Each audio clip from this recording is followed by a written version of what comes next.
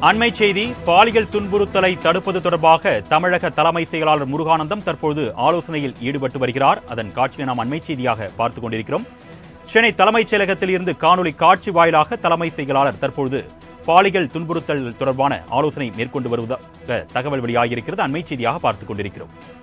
மாவட்ட ஆட்சியர்கள், கல்லூரி முதல்வர்கள், பல்கலைக்கழக துணைவேந்தர்கள், கல்வி அலுவலர்கள் தற்போது இந்த ஆலோசனையில் பங்கேற்றிருப்பதாகவும் தகவல் வெளியாகியிருக்கிறது. அதை நாம் அண்மை செய்தியாக பார்த்துக் கொண்டிருக்கிறோம். பாலியல் துன்புறுத்தலை தடுப்பது தொடர்பாக தற்போது தமிழக தலைமை செயலாளர் முருகானந்தம் தற்போது ஆலோசனையில் ஈடுபட்டு வருகிறார். அண்மை செய்தியாக பார்த்துக் கொண்டிருக்கிறோம்.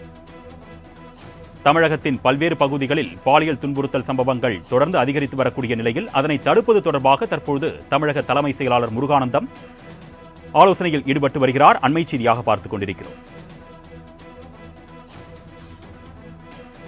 இதுகுறித்த கூடுதல் விவரங்களை செய்தியாளர் நந்தினி வழங்க நாம் கேட்கலாம். வணக்கம் நந்தினி, இந்த ஆலோசனை கூட்டம் தொடர்பான கூடுதல் விவரங்கள். வணக்கம் அருணேஷ். பாலியல் துன்புறுத்தல்களை தடுப்பது தொடர்பாக தலைமைச் செயலாளர் தலைமையில் ஆலோசனை கூட்டமானது நடைபெற்று வருகிறது. சென்னை தலைமைச் செயலகத்திலிருந்து காணொலி காட்சி வாயிலாக இந்த ஆலோசனை கூட்டமானது நடைபெற்று வருகிறது. ஆலோசனை கூட்டத்தில் பல்வேறு துறை செயலாளர்கள், காவல்துறை அதிகாரிகளும் பங்கேற்றிருக்கிறார்கள். சமீப காலமாக பள்ளி கல்லூரிகளில் பாலியல் புகார்கள் அதிகம் பெறப்பட்டு வருகிறது. கல்வி நிலையங்களில் பெண்களுக்கு பாதுகாப்பான சூழலை ஏற்படுத்துவதற்கான சிறப்பு ஆலோசனை கூட்டம் தலைமை செயலாளர் முருகானந்தம் தலைமையில் தற்போது காணொலி காட்சி வாயிலாக நடைபெற்று வருகிறது.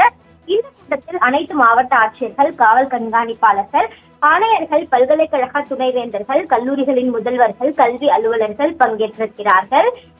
துறை சார்ந்த அதிகாரிகள், பிரதிநிதிகள் கட்டாயம் பங்கேற்க வேண்டும் என ஏற்கனவே தமிழ்நாடு அரசின் தரப்பில் அறிவுறுத்தல் விடுக்கப்பட்டிருந்தது.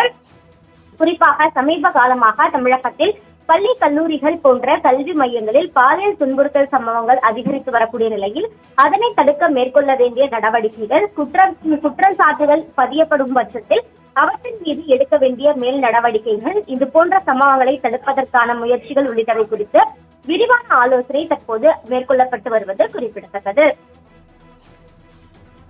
விவரங்களுக்கு நன்றி நந்தினி.